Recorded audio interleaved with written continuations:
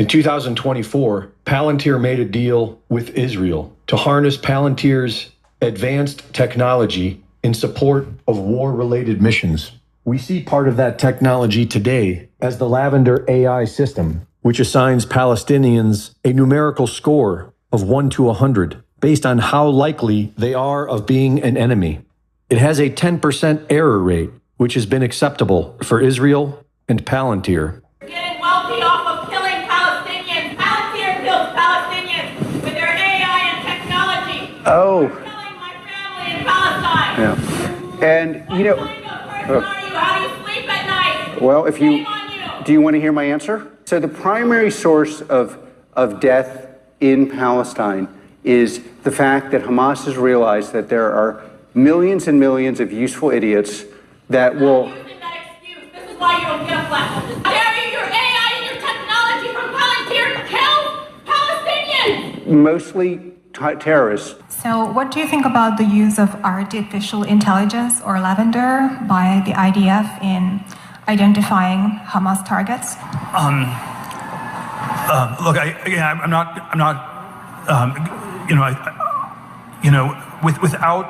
Without going into all the I'm not on top of all the details of what's going on in Israel because my bias is to defer to Israel. It's not for us to second guess everything, and I believe that broadly the IDF gets to decide what it wants to do, and that they're broadly in the right. And along with the Lavender system, there is the Habsora AI system, which means the gospel, which is an AI tool created to address the human issue of running out of targets. Habsora generates up to 100 targets per day.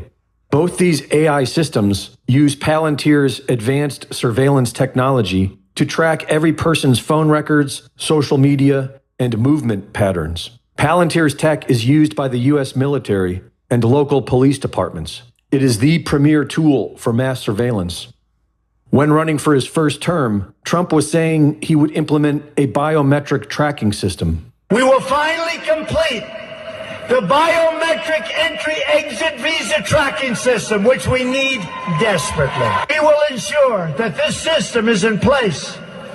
And I will tell you, it will be on land, it will be on sea, it will be in air. We will have a proper tracking system.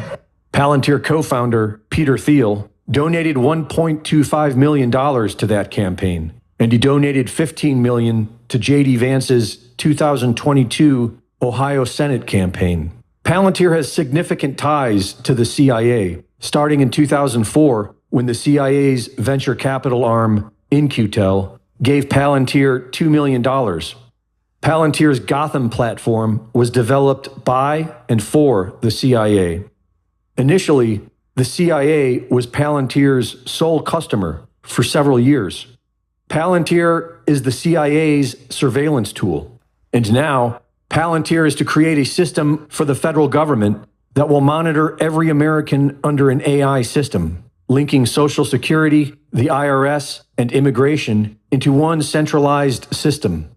It will be using its Gotham software, developed by the CIA, to track and condition human behavior. Most of yesterday's alternative media support this.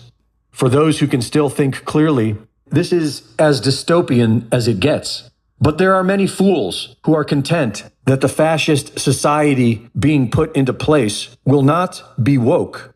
But don't be surprised if it comes with a carbon tax and an American version of a social credit system. Greg Reese reporting.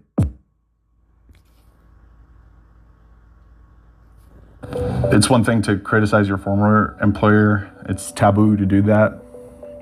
But to criticize an employer that also owns extremely lethal technologies and surveillance technologies that are highly invasive and used in war zones is something else entirely. It's 2025. We're all kind of used to government surveillance. The idea that we're all being watched all the time and don't own our own personal data has become normalized. We're also used to the military spending vast amounts of our money on just a few giant defense contractors. But one tech company wants to change both of those things. and become the ultimate military contractor and the ultimate arbiter of all of our data. Palantir is here to disrupt and make the institutions we partner with the very best in the world, and when it's necessary, to scare enemies and on occasion kill them. Check out Palantir shares surging 22% after the company cited a boom in demand for its AI software from the U.S. government. We're doing it. We're doing it. And I'm sure you're enjoying this as much as I am. Palantir, a tech company based here in Denver, claims they can revolutionize government systems with their data analysis software, newly powered by artificial intelligence. They've been hired by the Department of Defense, the FBI, local police departments, and even the IRS and Wendy's to take in the information those organizations collect even more information, and use that data to draw conclusions.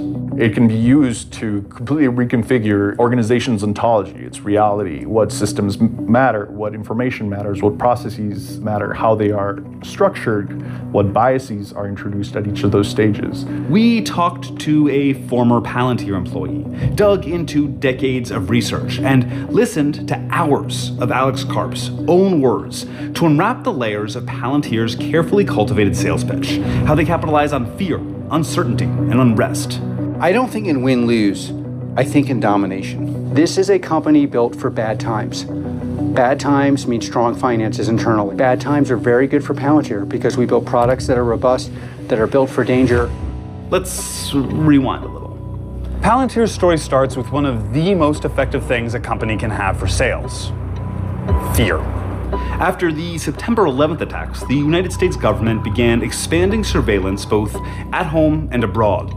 This was, of course, a boon for the defense industry at large. Simultaneously, the Silicon Valley tech industry was growing fast and making people in a once obscure industry very, very rich, very, very quickly. Like the founders and executives at PayPal, known as the PayPal Mafia. Elon Musk, Reid Hoffman, the LinkedIn guy, and Peter Thiel. When PayPal was sold, Thiel had millions of dollars burning a hole in his pocket and an idea. PayPal had developed systems for detecting fraud and crimes on the platform. What if they could use similar thinking to analyze the world at large? So Thiel pulled from his network to build out a new company. One of the first hires was Thiel's Stanford Law School roommate, Alex Karp, who'd gone on after Stanford to get a PhD in not business or computer science or engineering, but neoclassical social theory. They named the company Palantir, after the Palantiri from J.R.R. Tolkien's Lord of the Rings. In Lord of the Rings, a Palantir stone is a magical object that allows its users to predict the future or to see what's going on in a remote location. It was originally created by the elves. It was meant to be used for good purposes. It is potentially a very dangerous technology. It's very powerful. Long have you hunted me? So that's Middle Earth, but what does Palantir do in a regular Earth? And what we do is we use what legal scholars call predicate-based search. So we would look at you, and then we would go out and say, oh, there's lots of different things in your life that may be indicative of someone involved in bad behavior. Put simpler, they make software that makes it easier for their customers to collect and analyze data, and then act on that analysis with and without AI. By 2013, 10 years after their founding, Palantir's client list included the FBI, the CIA, the NSA, the Marines, the Air Force, Special Operations Command, and more. Did your company help to track and kill Osama bin Laden? You know, we can never. I'll tell you, the closest thing to an answer is there are when you look at when you open the paper and look in the news about these kind of things, there's a 2/3 chance, depending on the country involved, that somehow my company was involved. Fundamentally, the mission that is... You hear that motherfucker fabricate a lie? He just fabricated a lie to goddamn clear blue sky, man. Y'all know y'all heard that, right? Pushed to employees is that we're solving the world's hardest problems and supporting Western institutions. That is the main driver of sort of this militaristic culture that is developed inside of Palantir. If you do not feel comfortable supporting the legitimate efforts of America and its allies in the context of war, don't join Palantir. This entire message of like, we are the most lethal, we are the most able to surveil and process large amounts of data. You have created the system which you call kill chain. Privately. Publicly, the lawyers have some innocuous something like tech for the amelioration of unwanted blah, blah, blah. Some term we're supposed to use. Okay, let's... for me, it's the kill chain. Kill chain sounds good. Kill chain isn't an original term created by Palantir. It's the more general military verbiage for the series of decisions leading from identifying a target to taking their life. Palantir's contract added their software and artificial intelligence to the kill chain. It's quicker and better and safer and more violent. It's tech that Juan helped market. It reduces the distance you have to the problem, but when you're able to take a step back and really see all the narratives and how they were shaped and the actual application of these technologies, your whole world starts falling apart, which is something that, definitely happened to me. Juan didn't leave Palantir entirely for ethical reasons. He just got another job. But the reason he eventually started speaking out against Palantir came after watching the Israeli invasion of Gaza following the October 7th attacks. Palantir has contracts with the Israeli Defense Forces. The exact nature of the contracts is opaque, intentionally, but there is evidence to suggest that Palantir's artificial intelligence tech was used for selecting targets in Gaza. CARP doesn't mind the controversy. In fact, it's part of the marketing. Palantir will even pick up the projects that other companies rejected for political reasons. We are very comfortable being unpopular. CARP doesn't think controversy will lose Palantir customers. Whatever is pissing them off, they're still buying the product.